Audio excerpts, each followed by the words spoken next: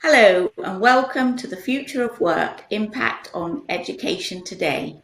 The pandemic caught the world by surprise. Few imagined it would last so long. Schools grappled to come to terms with new ways of teaching and students with new ways of accessing their education. The abrupt changes impacted education both positively and negatively. It made many in the field look into the future. Could this disruption be an opportunity for changes in education, an opportunity to look more closely at ways education has been delivered to students?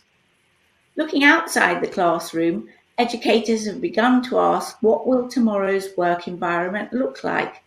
What skill sets will be the most important for students to acquire? These are interesting questions indeed. Unfortunately, we have a great panel with us today to move this conversation forward. So I'm delighted to introduce you today to Jane Segre, Director of Teaching and Learning at American School of Milan. Hello, Jane. Hi, Fiona. Pleased to meet you. And also we have with us Peter Damroth, Upper Primary School Educator at American School of Milan, and also Chris Briner, Science Department Coordinator.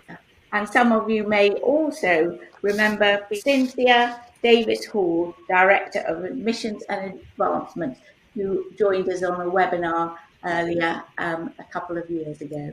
So how do you think the future of jobs are going to be different from today? Perhaps we could start with you, Jane.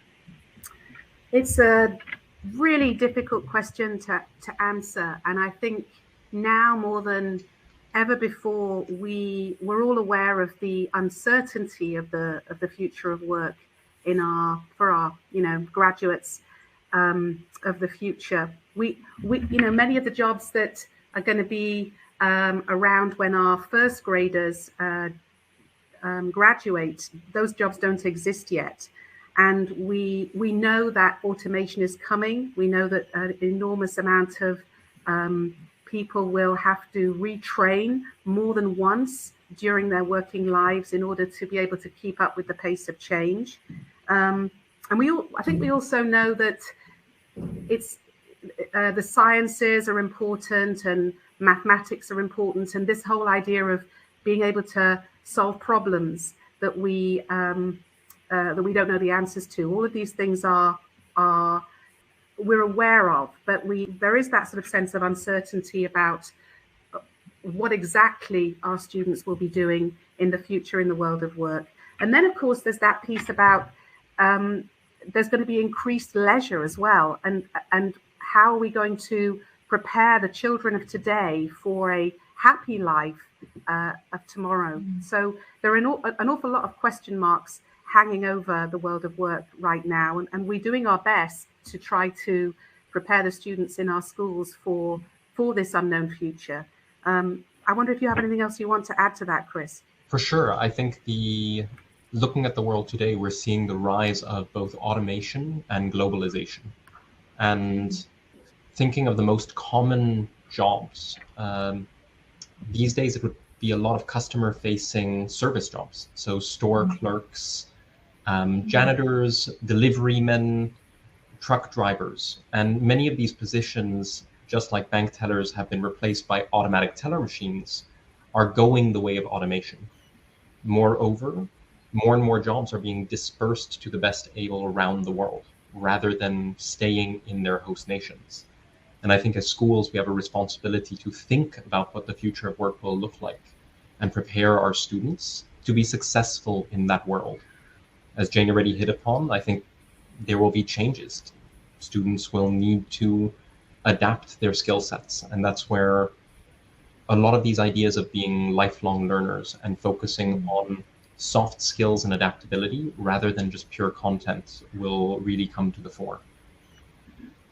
I think you're right. And I think the employers that I speak to are very much looking now and in the future for young people who've also got emotional intelligence as well as these professional skills. So did anybody want to add to that? What does emotional intelligence mean?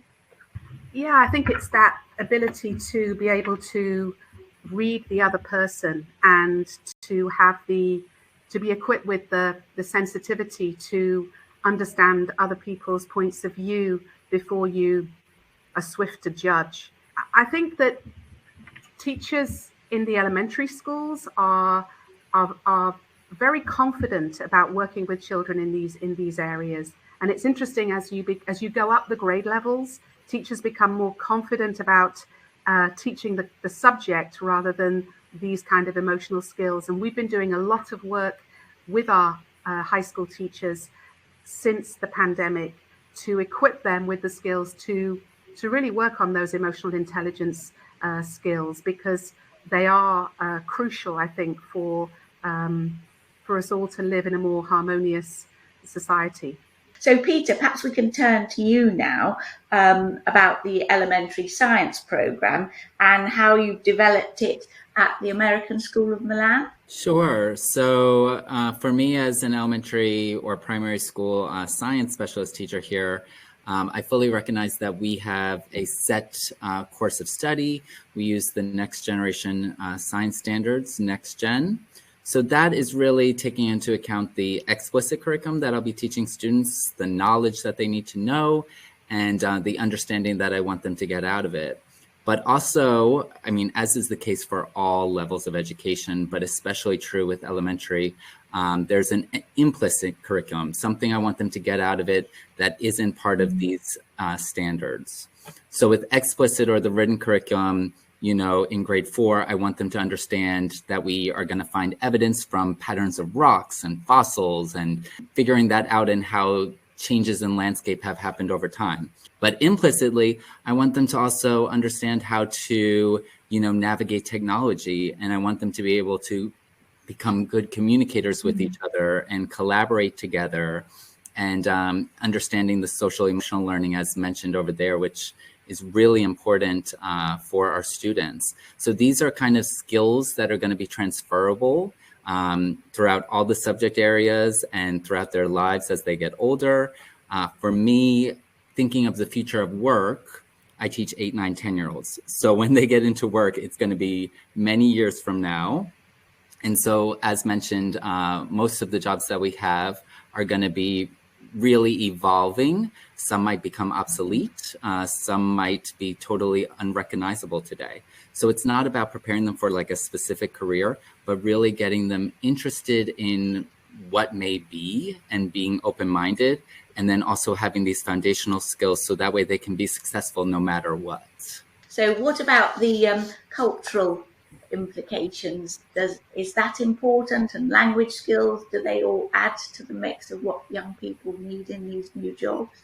Definitely. I want to prepare my students to become global citizens. And, you know, while we may speak different languages, the language of science or technology in and of itself can relate to everything. And, you know, I want to prepare students that if they go to Asia or North South America in the future, they're still going to be able to be successful and continue to grow in any way, shape, or form. So that's really talking about the different skills that they need. I don't want to just teach them like, these are the types of rocks. This is metamorphic. This is sedimentary. You know, I mean, I do that, but I want to make sure that the students are really fully understanding it and giving them projects where they're able to take ownership of it, giving them the ability to decide on what they're going to be doing and really being accountable for what they're doing.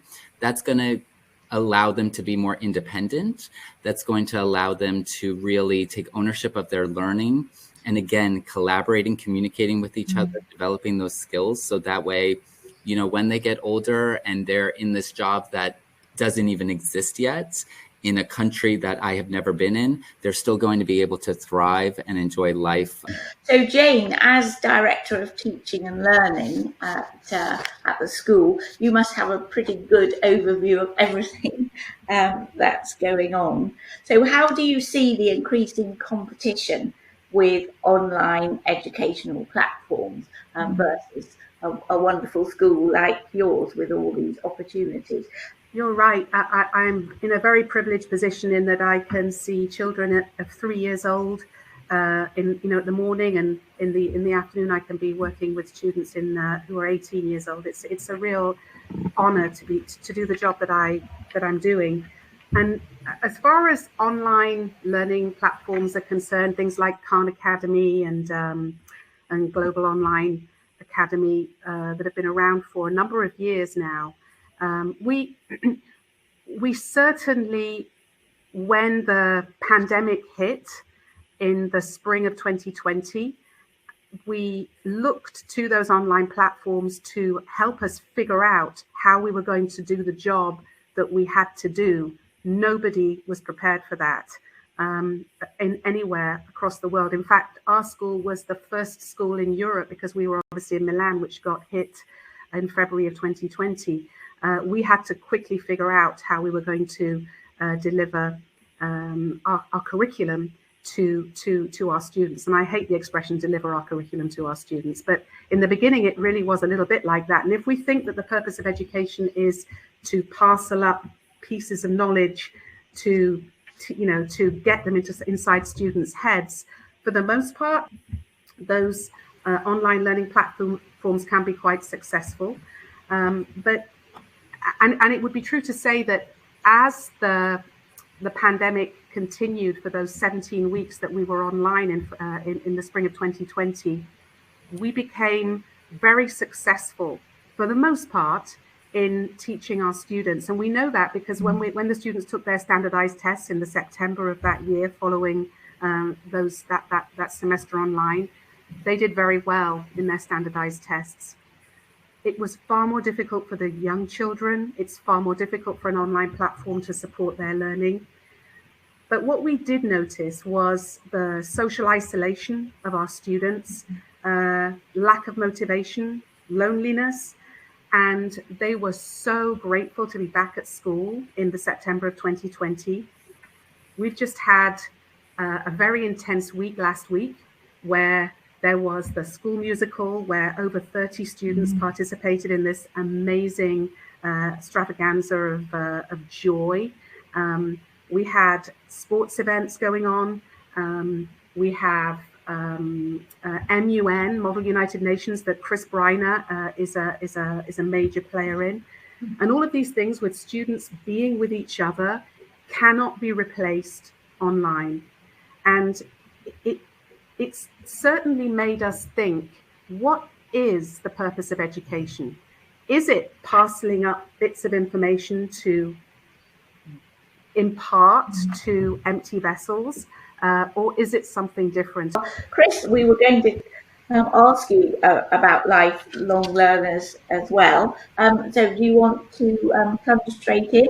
Building off a little bit what Jane said, I think she's absolutely right. And speaking of lifelong learning, I mean, essentially, right now we, as Peter said, we don't really know what we're preparing students for.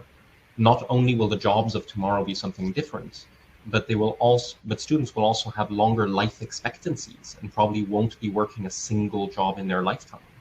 To that extent, we need to prepare them for multiple careers, potentially, and potentially across blended learning environments. Jane was highlighting some of the amazing things that we realized we had missed when we'd gone online. But I think something that we gained as professionals, and also from the students' point of view, is a certain level of digital competency. We all learned new programs. We learned a greater facility with communicating online in venues such as this one, and also learning. And I think something we discovered that we missed was human interaction. So to that end, I think schools of the future and jobs of the future may be blended learning environments where it is less about online schools and jobs supplanting physical ones than supplementing them, becoming something additional. And we need to prepare students to be both digital and physical natives, able to interact socially, able to learn in various environments and modalities. And I think to a certain degree, we're building an engine, something that we want to get more and more efficient. And we want that engine to go somewhere, to be able to move on its own, autonomously away from us, while still being something that can iteratively improve and actually carry out work and do a job. And that job need not necessarily be just for salary, but hopefully for humanity and the betterment of our world in those soft skills. And you're a science department coordinator, and you're also IB diploma biology teacher, but also I think you've got an interest in history and the Masters of Education. So that's a very good portfolio of skills yourself. Do you think young people are going to have a wider set of skills and disciplines? I think, generally speaking, no. I do believe that in the past there was a time when a person could have read every English book. You could have a polymath like Leonardo da Vinci, who was an expert, as in one of the world's greatest, in multiple disciplines. Something that's amazing about building on the shoulder of giants is that we can reach new heights. But as knowledge has grown exponentially, the ability of a single human to understand it all has diminished. I like to tell my students that there's nobody alive who knows how to build a computer from scratch. There's nobody who knows how to mine it, smelt the materials, put them onto wafers with nanometer-sized transistors, let alone program the thing. Yet we make millions of computers all the time. And it's the collaboration between people with expertise and passion that allows humanity to do more than any human could do. What about from the elementary level, Peter? I hope I'm contributing. That's my goal anyway. But I guess it goes back to, making sure that they're having these skills, such as was mentioned, I think, by everyone, but also, taking into account that we're going into this, I think at least most teachers, especially elementary, having kind of a constructivist pedagogical, mindset, where it's not going to be me standing in front of a classroom all the time telling them, okay, point A, B, C, and then them soaking it up like a sponge. We know that doesn't actually happen. So making sure that they're, taking ownership of it and understanding how it relates to their lives, getting them engaged, and then them making meaning of it on their own or with others, and of course with me in the classroom.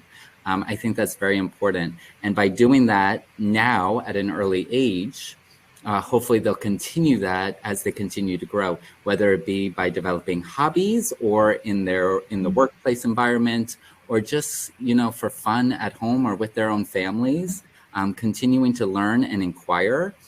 We call our subject matters, or our next units of inquiry, because we're trying to get our students to really start to wonder, start to delve deeper into provocations that they're thinking about, and then not only just find the answers, but understanding that science and the world isn't only about answers, it's about problems. And with those problems, sometimes the solutions are just understanding that we don't fully understand it yet. And that eventually with time, we're going to continue making meaning of this and learning and growing. And that's the beauty of, for me as a science teacher, that's the beauty of science, because science is ever evolving, changing. The laws of science that we thought before sometimes isn't always the case. And so I get my students to understand that things change, and change is beautiful sometimes. And so understanding that as they continue to grow and become adults, they'll understand that they need to continue learning. They need to continue growing, no matter their age, no matter their circumstances. So, Cynthia, in your role in admissions and steering young people into the future, and also when you're taking on children at an early stage, how are you seeing those graduates coming out of the school in the last 2 years, and what do you think is going to be important for them, and what are the careers that they're looking for? A very good question, Fiona. It's so interesting. I was thinking this morning in preparation of this meeting is just how impacted students all over the world have been through the pandemic. And all ages, all classrooms, whether it's a early childhood or all the way through university. And what has that, what have been the benefits that this terrible thing that happened to everyone around the world? But there have been benefits as well. And what are those? And what are they skill sets that will translate later into the workforce? And I think that there are. I think there's some unique ones. And I wonder if this generation will have a specific name, like all generations seem to, but this one will have its own special name because it will be different. And what's marked them, I think, is, first of all, the agility and the flexibility. That type of impact, I think, will definitely be a positive thing in the workforce in the future because they're going to need that agility. We all see it in when we look at what people are saying about how jobs are going to change. They're going to evolve. And so students are going to need that. Students of today are going to need that flexibility definitely in the future. I also think it's another thing, and Peter, you touched on this a little bit when you spoke, and we're in a very privileged situation working at this wonderful school in Milan in that we have students from all over the world. And I think this generation is also, again, through the pandemic, has been very impacted to understand that the world, it is small in the sense that we can all communicate together. Thank heavens we have this wonderful facility just as we're using right now. And that's something that the jobs of the future are going to need. It's going to be part of their job. And so this generation of students, no matter what classroom they've been in, have learned that already. That's an easy thing for them to do, to be on a screen learning with people that are maybe, 3,000 miles away. So these are some of the skill sets that today's students, in whatever classroom they've been in, have learned and will become second nature to them as they move into the workforce. And the workforce will demand that kind of flexibility. So I think there's all the wonderful things that, Jane, Chris, and Peter spoke about, the agility of learning, the lifelong learners, all those things are going to be vitally important. And these also specific skill sets that were learned through these last 2 years. And areas such as international relations, which I know are dear to your heart, Chris, as well in your earlier career, and diplomacy, how the world is going from challenge to challenge, this VUCA world.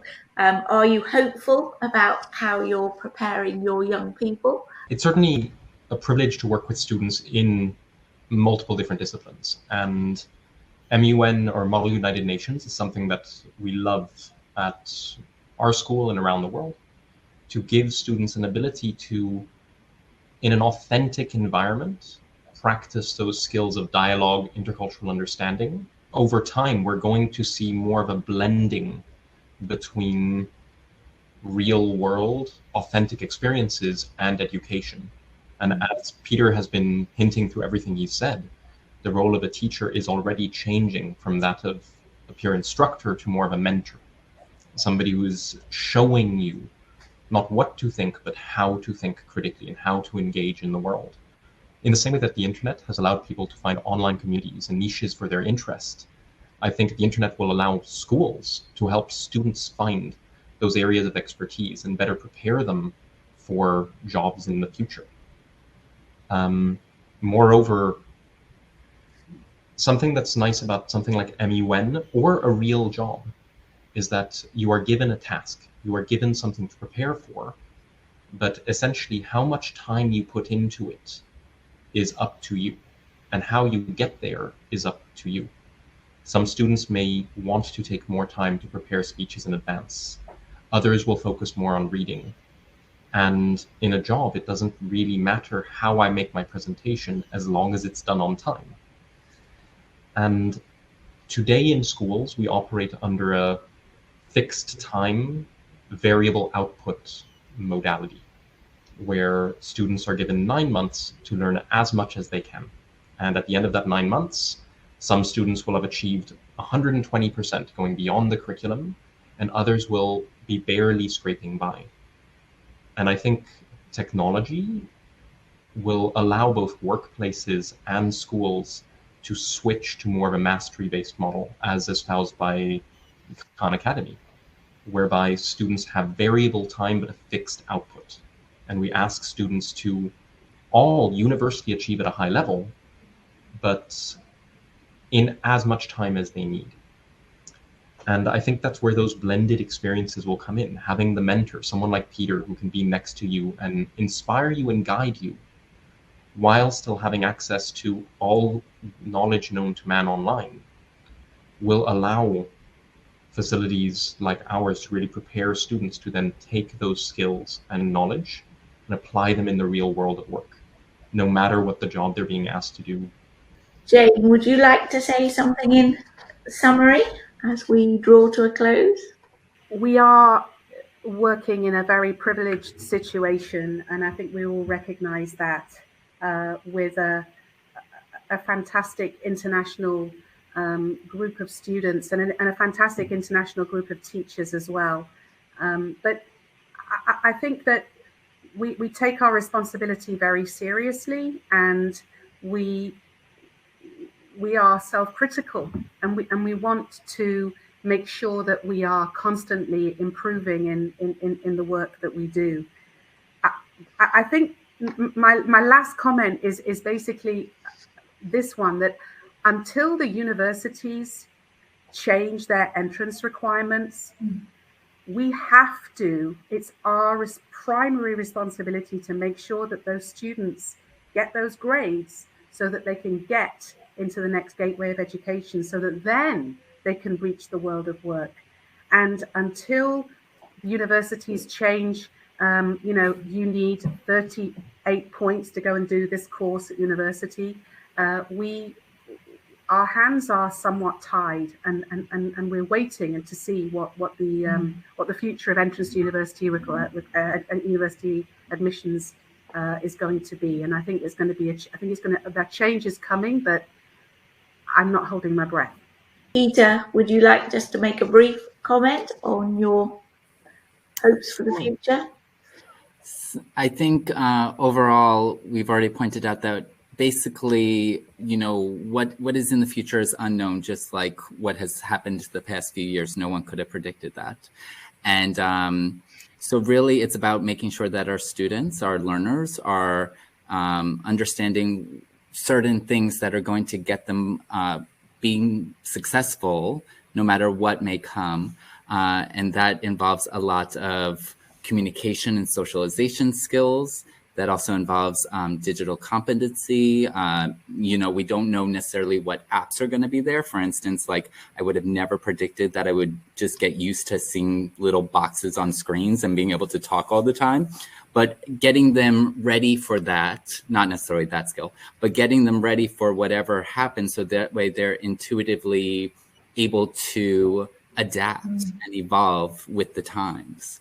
But also, I think about how much our students have been through these past few years, not just with the pandemic, but with, global warming that we teach all the time in science, and just the outlook that they may have is quite bleak. So I want to make sure that my students still have hope and still are hopeful. And so one of the directions that we're going to be headed, I was talking with Jane about this, is about the United Nations Sustainable Development Goals, and just making sure that they're embedded within, which they automatically are. But, for instance, the SDG on good health and well-being, that ties in with the pandemic and really getting them hopeful about the future. And then, of course, climate action and things like that. So just making sure that they understand, while right now we're going through many things, and of course we're going to continue, making sure that they understand that there is hope and they are our future. So they are the ones that are going to be problem solving and figuring this out. So just getting them hopeful about that, and also giving them the foundational skills so that way they can be successful.